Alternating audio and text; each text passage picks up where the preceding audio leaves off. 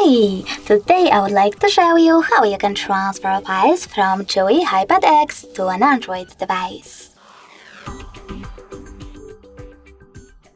Firstly, just go into Play Store on both of them and install free app called Send Anywhere. Then open it. I already did that on CHUWI because it was taking very long to download, so I can open it right away, and from the screen here, tap on I accept, confirm, continue and allow. Now do exactly the same on an Android. I accept, confirm, continue, allow.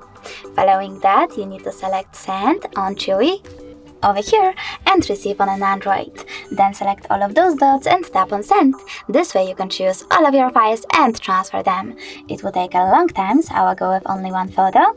Just send and tap on Got it. On an Android, just no thanks and close this window. As you can see now, we have two connection ways.